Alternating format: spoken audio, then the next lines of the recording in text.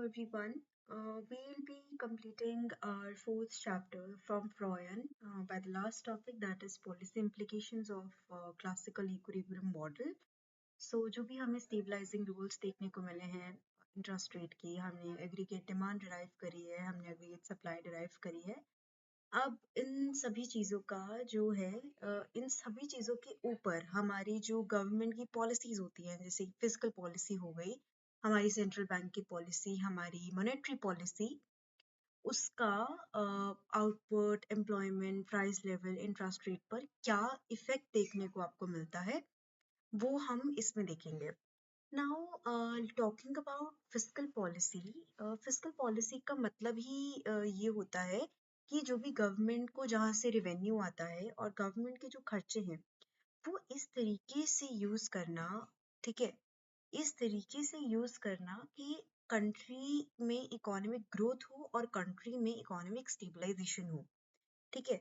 So physical policy का मतलब ये होता है that use of government receipts and expenditures in such a way कि कंट्री का जो ऑब्जेक्टिव है इकोनॉमिक ग्रोथ का, स्टेबलाइजेशन का, वो फुलफिल हो जाए। नाउ अगर हम क्लासिकल व्यू की बात करते हैं, because of course we are seeing this physical and monetary policy under classical model, so we are going to look it by the way of classicals only. So classicals शुरू करते हैं हम यहाँ पर गवर्नमेंट स्पेंडिंग से। हम पुराने वाले जो टॉपिक है उसमें भी हम गवर्नमेंट स्पेंडिंग से शुरू किया था।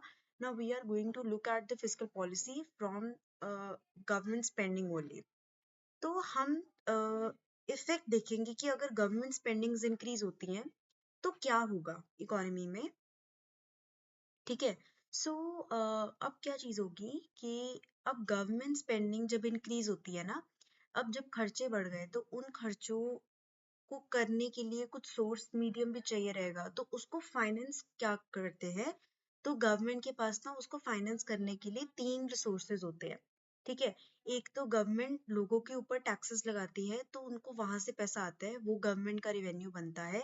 गवर्नमेंट बोरोइंग करती है पब्लिक से, इट मीन्स गवर्नमेंट ना पब्लिक को बॉन्ड्स बेचती है, उनसे पैसे, उनको फंड्स मिलते हैं गवर्नमेंट को, तो एक तो बोरोइंग फ्रॉम पब्लिक हो गई। तीसरी चीज कि वो जो उनका डेफिसिट होता है, इट मीन्स जो उनके खर्चे बहुत ज्यादा बढ़ जाते हैं उनके रिवेन्यू से, तो उसको डेफिसिट फाइनेंस करने के लिए, ठीक है, उसको फाइनेंस करने के लिए वो नया पैसा छापती है, क्रिएट्स न्यू मनी, ठीक है। तो इट मीन्स कि गवर्नमेंट स्पेंडिंग जब इंक्रीज होती है तो उसको तीन तरीके से फाइनेंस किया जाता है, ठीक है। That is taxation, that is selling bonds and creating new money, नई मनी क्रिएट करके। सो जब जी गवर्नमेंट स्पेंडिंग जी जब इंक्रीज होता है तो गवर्नमेंट को इन तीनों चीजों को भी बढ़ाना चाहिए। बट एज हम फिजिकल पॉलिसी के बारे में डिस्कस कर रहे हैं तो मॉनेटरी पॉलिसी को हम इंक्लूड नहीं करेंगे। इट मीन्स जो मॉनेटरी पॉलिसी में ओपन मार्केट ऑपरेशंस होते हैं मनी सप्लाई को बढ़ाने या घटाने के लिए, तो हम उस चीज को फिक्स्ड रख देंगे। इट मीन्स हम अपनी मनी सप्लाई को फिक्स्ड रखेंगे, राइट।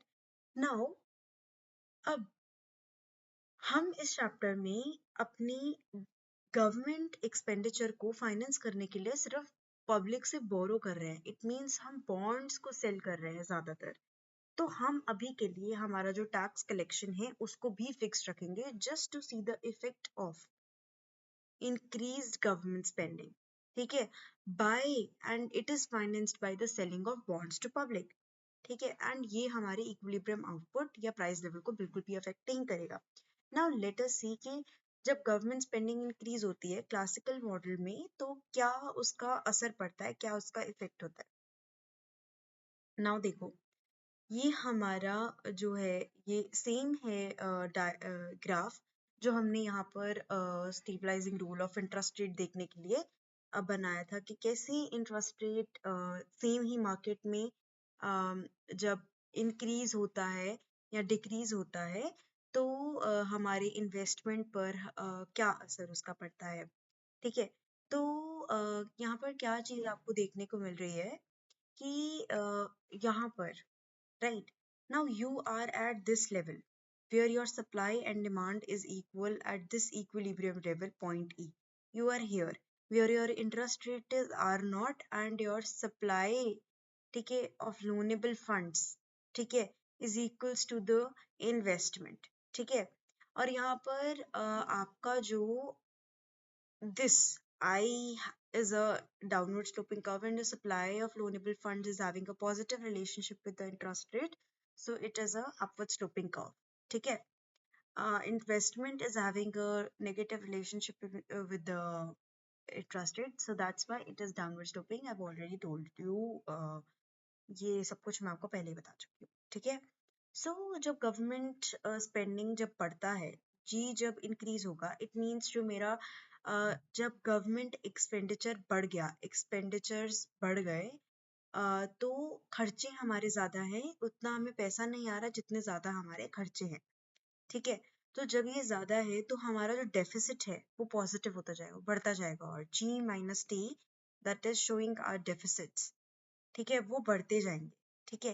एंड ये जी माइनस टी के बढ़ने को शो किया गया है by the rightward shift of investment वाला जो हमारा कर्व है, उससे शो किया गया है, ठीक है। तो यहाँ पर उन्होंने यही सेम चीज लिखी है कि पहले हम अज्यूम कर रहे हैं कि हमारा जो गवर्नमेंट डेफिसिट है वो बैलेंस में था, मतलब मेरा जी जो है वो टी के इक्वल था, तो वो बैलेंस में था, वहां पर मेरा सप्लाई मेरी डिमांड के मेरे बिल्कुल इक्वल है। अब डिमांड कौन करता है, ये क्यों, अब यहाँ पर डिमांड कर्व भी हम बोल सकते थे, but why we have written this, because जो लोनेबल फंड्स की डिमांड करते हैं वो हमारी फर्म्स होती हैं, और फर्म्स लोनेबल फंड्स की डिमांड क्यों करती हैं, बिकॉज उनको इन्वेस्टमेंट करनी होती है अपनी फर्म्स को, अपनी इंडस्ट्रीज को एक्सपैंड करने के लिए, अपने बिजनेस को एक्सपैंड करने के लिए they want to invest, and for that they borrow, ठीक है। तो सप्लाई करती है पब्लिक, इन्वेस्टमेंट की डिमांड करती हैं, डिमांड फॉर लोनेबल फंड्स करती हैं फर्म्स हमारी। लेकिन इस ई पॉइंट पे हम अज्यूम कर रहे हैं कि हमारा जो गवर्नमेंट डेफिसिट है वो है ही नहीं, हमारे जो जी है वो टी के बिल्कुल इक्वल है, और गवर्नमेंट डेफिसिट नहीं है, हमारी जो बिल्कुल एकदम बैलेंस में है सारी चीजें। लेकिन फिर क्या हुआ, फिर हमारी गवर्नमेंट एक्सपेंडिचर इंक्रीज हो गए, और गवर्नमेंट एक्सपेंडिचर इंक्रीज हुए तो अगर मैं मॉनेटरी सप्लाई और टैक्सेशन को फिक्स्ड रख दूं, ठीक है, हमारी मनी सप्लाई को और हमारी टैक्सेशन को मैं फिक्स्ड रख दूं, तो उसको फाइनेंस करने के लिए I am just borrowing from the public, I am selling my bonds, ठीक है। सो ये एक तो चीज आपको ये क्लियर होनी चाहिए, ठीक है। अब ई पर we have our interest rate R nought and our supply of loanable funds is equals to the demand of loanable funds. मैंने आपको ये भी समझा दिया कि डिमांड कौन कर रहा है। नाउ अगर मैं फिस्कल पॉलिसी की अगर मैं बात कर रही हूँ, और अगर मैं एम को और money supply and T taxation को फिक्स्ड रख दूँ, तो गवर्नमेंट स्पेंडिंग को मैं बॉन्ड्स को सेल करके ही फाइनेंस कर पाऊंगी, ठीक है, that I already told you. So the total demand for loanable funds, अब जब डिमांड हो रही है लोनेबल फंड्स की, इन्वेस्टमेंट फर्म्स डिमांड कर रही है बोरोइंग की, ठीक है, और गवर्नमेंट बोरोइंग की, तो हमारा जो टोटल डिमांड है वो इससे रेज हो जाता है, जी माइनस टी से रेज हो जाता है, राइट। सो इससे जब रेज हुआ तो my increase in the demand for loanable funds, उसको शो किया गया राइटवर्ड शिफ्ट से, राइटवर्ड शिफ्ट से उसको शो किया गया, और ये जो हॉरिजॉन्टल डिस्टेंस है जितना वो शिफ्ट हुआ that is G minus T, और कितना शिफ्ट हुआ that is I plus G minus T, ठीक है, इतना शिफ्ट हुआ, इतना राइटवर्ड शिफ्ट हुआ, ठीक है। और वो नए हमारे इक्विलिब्रियम पॉइंट जहां पर ये मेरा demand for loanable funds intersect करेगा मेरे supply for of loanable funds को, वहां मेरा नया इक्विलिब्रियम पॉइंट आ गया, ठीक है। और ये मैंने आपको बताया कि जो हॉरिजॉन्टल शिफ्ट है इट मींस जो यहाँ से यहाँ ये जो डिस्टेंस है ये it is measured by G minus T, ठीक है।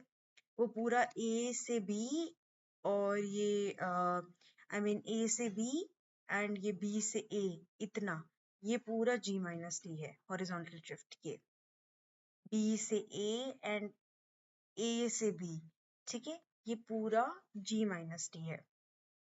नाउ क्या होता है कि जब मेरी गवर्नमेंट स्पेंडिंग्स गवर्नमेंट एक्सपेंडिचर बढ़ता है तो मेरी लोनेबल फंड्स की डिमांड भी बढ़ जाती है। Of course if government spending is increasing तो लोनेबल फंड्स की डिमांड भी बढ़ेगी, क्योंकि वही उसका गवर्नमेंट का सोर्स ही अपने खर्चों को फाइनेंस करने का लोनेबल फंड्स हैं। इट मीन्स जब वो बोरोइंग कर रहे हैं, ठीक है, इससे बोरोअर्स बहुत इकोनॉमी में बढ़ जाते हैं। ऑफ कोर्स क्योंकि बोरो करने वाले बहुत है, लोनेबल फंड्स लेने वाले बहुत हैं। It means that excess of borrowers and बहुत ज्यादा कम लेंडर्स हैं। इंटरेस्ट रेट आर पे। अब जैसे कि इस वजह से इनकी इतनी बोरोइंग की नीड्स की वजह से जो मेरा इंटरेस्ट रेट है, ठीक है, अब नई इक्विलिब्रियम पे मेरा इंटरेस्ट रेट जो है वो आर नॉट से आर वन पर पुश हो जाता है। मेरा इंटरेस्ट रेट इंक्रीज हो गया। अब देखो क्या चीज होती है, मैंने आपको पहले ही बोला था कि Y supply of loanable funds is a upward sloping curve, because supply का इंटरेस्ट रेट के साथ एक पॉजिटिव रिलेशनशिप होता है। तो इट मीन्स कि मेरी अब जो supply of loanable funds, it means जो पब्लिक सेविंग्स कर रही है, ठीक है, अगर इंटरेस्ट रेट बढ़ा इट मीन्स सेविंग भी बढ़ी। इट मीन्स जो मेरी अगर सेविंग बढ़ी तो मैं अपना उतना ही कंजम्पशन पे खर्चा कम करूंगी। इट मीन्स जो मेरी करंट कंजम्पशन है वो उसमें उतना ही इक्वली डिक्लाइन होगा जितना इक्वली मेरी सेविंग्स इंक्रीज करेंगी। जितनी मेरी सेविंग्स इंक्रीज करी उतना ही इक्वली डिक्लाइन देखने को मिलेगा आपको मेरी करंट कंजम्पशन पे, जब मेरा इंटरेस्ट रेट आर नॉट से आर वन पर पुश हो जाएगा with the increase in government spendings and increase in the demand for loanable funds. ठीक है, अब इंटरेस्ट रेट इंक्रीज करा तो इन्वेस्टमेंट फर्म्स को महंगी लगने लग जाएगी। तो इन्वेस्टमेंट जो है वो with the increase in interest rate decline कर जाएगी। ठीक है, बिकॉज ऑफ कोर्स अगर इंटरेस्ट रेट बढ़ जाते हैं तो बहुत ज्यादा कम प्रोजेक्ट्स जो है वो प्रॉफिटेबल लगेंगे, क्योंकि बोरोइंग करने की, लोन उठाने की कॉस्ट बहुत हाई पड़ जाएगी। वो अपने बिजनेस को एक्सपैंड ही नहीं कर पाएंगे इतने हाई रेट ऑफ इंटरेस्ट पे। तो ये जो डिस्टेंस है ए से बी तक का, that is measured by G minus T. That is the increase in government spending. This is government deficit. Of course, when the government spendings are increased, government is in deficit because your expenditures are more than the revenue. ठीक है? Now, ये जो push लगता है, upward push लगता है interest rate को, ये इनफ है जितना भी प्राइवेट एक्सपेंडिचर है उसको क्राउड आउट करने के लिए। इट मीन्स जो प्राइवेट एक्सपेंडिचर हो रहा है, अब क्या देखो, क्योंकि क्राउडिंग आउट जब होती है तो हमारा जो अग्रीगेट डिमांड है ना वो अनचेंज्ड रहता है। ठीक है, तो हमारा अग्रीगेट डिमांड अगर अनचेंज्ड है तो हमारा प्राइस लेवल भी अनचेंज्ड है। नाउ बॉन्ड्स को सेल करने की बजाय गवर्नमेंट जो है वो क्या करती है कि नया पैसा प्रिंट करती है। नया पैसा प्रिंट करके गवर्नमेंट जो है वो अपना एक्सपेंडिचर जो है वो फाइनेंस करती है। अब अगर वो नया पैसा प्रिंट करेगी तो इकोनॉमी में ज्यादा मनी आएगी, तो मनी सप्लाई चेंज होगी, जो पहले फिक्स थी अब वो चेंज हो गई। तो मेरा क्या होगा कि प्राइस लेवल भी चेंज होगा। इट मीन्स कि मेरे एम चेंज होने पे मेरे प्राइस लेवल चेंज होता है, और अगर प्राइसेस चेंज होंगे तो मेरा एग्रीगेट डिमांड कर्व भी शिफ्ट करेगा अलोंग द एएस कर्व। ठीक है, नाउ अब प्राइवेट एक्सपेंडिचर में सिर्फ मेरे पास इन्वेस्टमेंट और कंजम्पशन आता है। तो जब मेरा इंटरेस्ट रेट बढ़ जाएगा, when interest rate is pushed to R one from R nought with the increase in the government spendings, तो जितना भी प्राइवेट एक्सपेंडिचर होगा it means my investment and my consumption, it will decrease, it will get crowded out, वो खत्म ही हो जाएगा। और aggregate demand जो है वो बिल्कुल अनचेंज्ड रहेगी, बिकॉज प्राइस लेवल में चेंज नहीं आ रहा, आउटपुट और price level, equilibrium output and price level में कोई चेंज नहीं आ रहा। ठीक है, क्योंकि ठीक है, तो इस वजह से जो मेरा क्राउडिंग आउट है वो हो जाएगा। लेकिन ये कब नहीं होगा, जब मेरी गवर्नमेंट जो है वो गवर्नमेंट इंक्रीज्ड एक्सपेंडिचर जो है गवर्नमेंट का, उसको बॉन्ड्स से फाइनेंस करने की बजाय वो नया पैसा प्रिंट करके फाइनेंस करेगी। ठीक है, नया पैसा प्रिंट करके अगर वो फाइनेंस करती है तो तब मेरा अग्रीगेट डिमांड चेंज होगा और क्राउडिंग आउट नहीं होगा। तो जब ऐसा करती है तो मेरा जो एम है वो चेंज होगा और जो मेरा प्राइस लेवल है वो भी चेंज होगा, और ये चीज हुई है। Let me show you if here it is visible.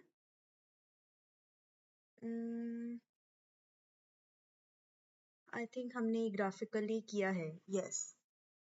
जब मेरी मनी सप्लाई चेंज होती है तो मेरा aggregate demand curve along my aggregate supply curve rightward shift करेगा, ठीक है, ऊपर को शिफ्ट करेगा, आई मीन अपवर्ड शिफ्ट करेगा, और मेरा प्राइस लेवल भी चेंज होगा. It means when my demand increase due to the increase in the prices and my demand increase due to the increase in the money supply. If my supply increases, my demand curve will shift along the aggregate supply curve and my prices also increases. ठीक है, तो ये चीज हमने करी है already. तो ये यहीं पर यही चीज एक्सप्लेन करी हुई है, एंड जो ऊपर हमने ये ग्राफ किया है इस पे भी इसी फिनोमिना को एक्सप्लेन किया हुआ है. नाउ जो मतलब ये जो एक्सप्लेनेशन है ये आपको ये समझाना चाहती है कि जब गवर्नमेंट स्पेंडिंग्स इंक्रीज होती है तो उसका सोली अग्रीगेट डिमांड पर कोई भी इफेक्ट नहीं पड़ता है जब तक मेरी मनी सप्लाई फिक्स्ड है. जब मेरी मनी सप्लाई फिक्स्ड नहीं है, उसमें चेंजेस आ रहे हैं, उसी के चेंज होने की वजह से मेरी अग्रीगेट डिमांड चेंज होगी और मेरे प्राइसेस बढ़ेंगे. ठीक है, तो ऐसे मेरा इक्विलिब्रियम आउटपुट या इक्विलिब्रियम प्राइस लेवल बिल्कुल भी चेंज नहीं होता है गवर्नमेंट स्पेंडिंग्स के इंक्रीज या डिक्रीज होने पे. तो जो मेरी टैक्स पॉलिसी है, जो मेरी फिस्कल टैक्स पॉलिसी है, उसका डिमांड साइड पर और उसका सप्लाई साइड पर क्या इफेक्ट पड़ता है, you already know. Demand side पर कोई भी इफेक्ट नहीं पड़ेगा because aggregate demand curve unchanged रहेगा. सिर्फ एक चीज है जो होगी, that is crowding out, because मेरा अग्रीगेट डिमांड कर्व अनचेंज्ड है. सो हम एक बारी करते हैं कि टैक्स पॉलिसी में क्या चीज हो रही है, डिमांड साइड पर इफेक्ट. अगर मैंने टैक्स कट किया और टैक्स कट को रिप्लेस किया बॉन्ड्स के जैसे मैंने टैक्सेशन आपको बोला, अब उसी चीज को फाइनेंस किया जा रहा है by the selling of the bonds, it means borrowing करके. और दूसरी चीज के टैक्स कट को रिप्लेस किया जा रहा है नया पैसा प्रिंट करके. तो अगर तो गवर्नमेंट इंक्रीज गवर्नमेंट स्पेंडिंग को फाइनेंस किया जा रहा है by selling of the bonds, तो क्राउडिंग आउट होगा. It means interest rate increase हुआ, इन्वेस्टमेंट डिक्रीज होगी, प्राइवेट एक्सपेंडिचर कम हो जाएगा, खत्म हो जाएगा. I mean rate interest rate increase किया, इन्वेस्टमेंट बढ़ गई, करंट कंजम्पशन कम हो जाएगी क्योंकि सेविंग्स हमारी बढ़ जाएंगी, और अग्रीगेट डिमांड पर कोई भी इफेक्ट नहीं पड़ेगा बिकॉज हमारा एम फिक्स्ड है. ठीक है, और एम के चेंज होने पर ही सिर्फ डिमांड में चेंज आता है और प्राइसेस में चेंज आता है. ठीक है, और अगर मेरा टैक्स कट जो है वो फाइनेंस किया जाता है नया पैसा प्रिंट करके, तो इकोनॉमी में सप्लाई ऑफ मनी चेंज होगा और मेरी डिमांड भी चेंज होगी, और वैसे टैक्स कट का कोई इंडिपेंडेंट इफेक्ट नहीं है. ठीक है, मनी सप्लाई चेंज होगा, अग्रीगेट डिमांड चेंज होगी और मेरा प्राइसेस जो है वो चेंज होंगे. ठीक है, और सप्लाई साइड पर क्या इफेक्ट पड़ेगा, अब सप्लाई साइड पर क्या इफेक्ट पड़ेगा, अब सप्लाई. ठीक है, सप्लाई इट मींस मेरी जो इंडिविजुअल्स वाली साइड है. ठीक है, अब उसका लेबर मार्केट में सबसे पहले हम इसका इफेक्ट पढ़ते हैं कि इसका लेबर मार्केट में क्या इफेक्ट होता है. Now let us see. Now यहाँ पर ना एक चीज बोली जाती है कि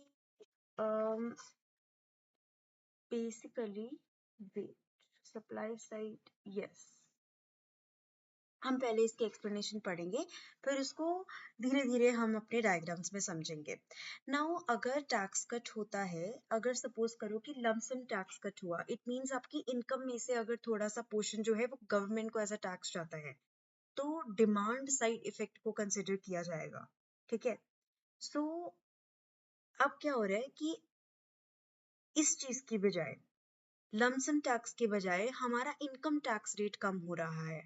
तो सपोज करो कि मार्जिनल इनकम टैक्स लगा, इट मींस 40% से वो सीधा 20% हो गया फॉर एग्जांपल. तो इससे क्या होगा, हमारी लेबर सप्लाई को इंसेंटिव पड़ेगा, हमारा आउटपुट इक्विलिब्रियम आउटपुट और एम्प्लॉयमेंट अफेक्ट होगा. अब क्या होगा कि अगर टैक्सेस कम हुए तो मेरी लेबर की सप्लाई बढ़ेगी. ठीक है, बिकॉज जो लेबरर्स हैं या फॉर्म्स हैं, both are considered with the real wages.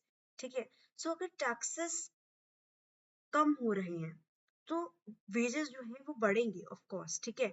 तो अगर वेजेस बढ़ेंगे तो मेरी एम्प्लॉयमेंट वगैरह बढ़ेगी और मेरा आउटपुट भी बढ़ेगा, ठीक है। तो अगर ये सब हो रहा है तो मेरे प्राइसेस भी ऑफ कोर्स बढ़ेंगे, ठीक है। एडी मेरा अनचेंज्ड रहेगा लेकिन मेरा अग्रीगेट सप्लाई कर्व जो है वो इंक्रीज होगा, ठीक है। नाउ क्या होगा कि अब वर्कर जो है that is concerned with the real wages. Now tax के बाद रियल वेजेस मेरे 1 - टी, ऑफ कोर्स मेरा जो टैक्सेस है वो कम हो रहे हैं, तो रियल वेजेस में से इतना पोर्शन जो है वो सिर्फ 20% या 40% की बजाय 20% ही सिर्फ कम होगा वेजेस में से। अब ये टी वाई जो है ये मेरा मार्जिनल टैक्स है, इट मीन जितना मेरा टैक्स कम हो रहा है। अब मेरे रियल वेजेस अब आफ्टर टैक्स के बाद अब टैक्स रेट जैसे कि कम हो गया है तो वेजेस मेरे बढ़ेंगे, लेबर सप्लाई बढ़ेगी, ठीक है। तो अगर मैं चैप्टर 3 में, वैसे तो हमने आपने इसके पहले आई होप चैप्टर 3 की वीडियोस देख ली होंगी, उसमें आई हैव एक्सप्लेन कि जो मेरा लेबर सप्लाई कर्व है that is a function of real wages. तो अगर मैं उस चैप्टर में इनकम टैक्स को भी मार्जिनल इनकम टैक्स को कंसिडर करती तो मेरी इक्वेशन कुछ इस तरीके से चेंज होती, 1 - T Y is your marginal tax and W by P are your real wages. W here is your money wage, P is your price level. Money wage upon price level is um, your real wage, ठीक है। तो आपके जब ये labour supply बढ़ती है तो आपका एम्प्लॉयमेंट वगैरह ऑफ कोर्स बढ़ रहा है और आपका आउटपुट भी बढ़ेगा, आपका अग्रीगेट सप्लाई कर्व बढ़ेगा बिकॉज आपका अग्रीगेट डिमांड कर्व अनचेंज है। हियर ये वाला जो साइन होता है ना ऐसे वाला, ये बिकॉज का साइन होता है और ये वाला देयरफॉर का साइन होता है, ध्यान रखना इस चीज से। अब सप्लाई साइड को डिस्कस कर रहे हैं तो डिमांड साइड तो अनचेंज्ड ही रहेगी ऑफ कोर्स, तो इसलिए बिकॉज अग्रीगेट डिमांड अनचेंज्ड है as we are discussing only about the supply side, तो हमारा सप्लाई कर्व जो है वो चेंज होगा। अब एम्प्लॉयमेंट वगैरह बढ़ रहा है तो हमारी अग्रीगेट सप्लाई कर्व भी बढ़ेगा और हमारे प्राइसेस जो है वो भी बढ़ेंगे, ठीक है। नाउ अब गवर्नमेंट एक्सपेंडिचर के चेंज होने से उसका सोली इंडिपेंडेंट कोई इफेक्ट नहीं पड़ता अग्रीगेट डिमांड के ऊपर, बिकॉज जो हमारा इंटरेस्ट रेट एडजस्टमेंट है, ठीक है, वो उसकी वजह से जो हमारी क्राउडिंग आउट होती है, ठीक है।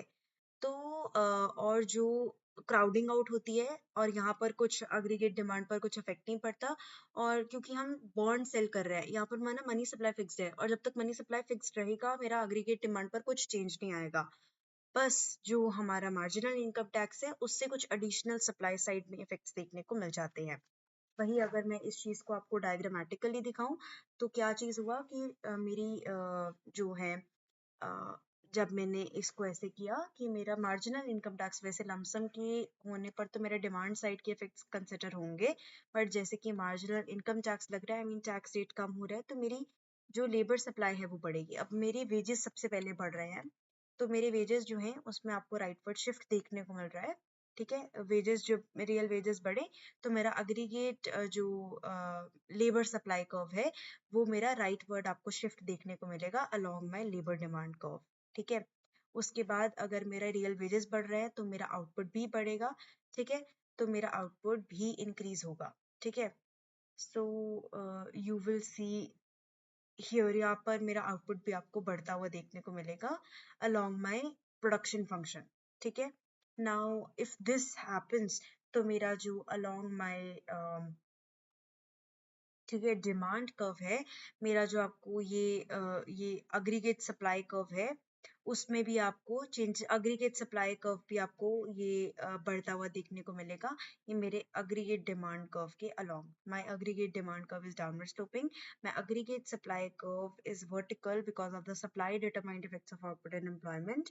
तो उसमें भी आपको एक राइटवर्ड शिफ्ट देखने को मिलेगा जब मेरी लेबर सप्लाई बढ़ती है, एम्प्लॉयमेंट बढ़ती है, आउटपुट बढ़ता है, रियल वेजेस बढ़ते हैं।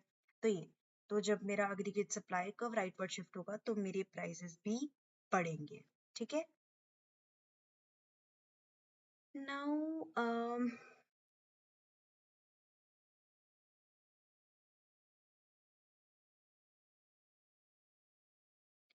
लेट अस सी यहाँ पर, okay. Now last is your monetary policy.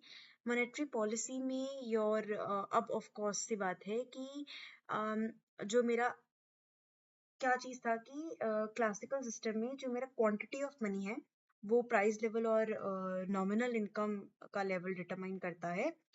ठीक है, इस सेंस में मेरी जो काफ़ी ज़्यादा, अगर मॉनेटरी पॉलिसी जो है वो प्राइस लेवल या नॉमिनल इनकम डिटरमाइन करता है, that was P into Y, इस सेंस में मेरी मॉनेटरी पॉलिसी काफ़ी ज़्यादा इंपॉर्टेंट हो जाती है।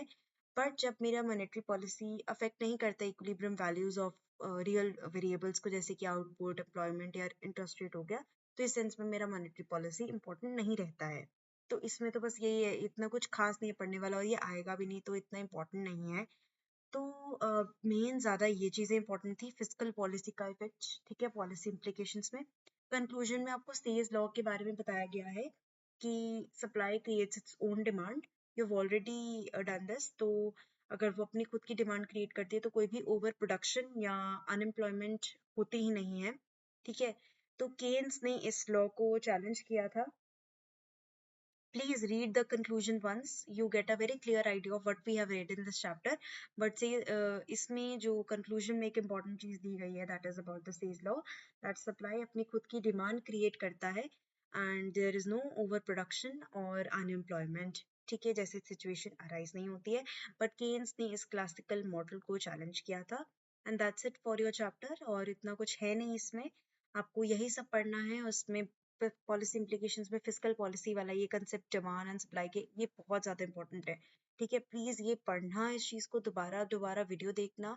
You can refer to my notes. अगर आप मेरे नोट्स को रेफर कर लेते हो और अगर आप ये वीडियोस को रेफर कर लेते हो तो आपको, आई डोंट थिंक सो कि बुक दोबारा देखने की जरूरत पड़ेगी, because I have covered everything in my notes and the videos.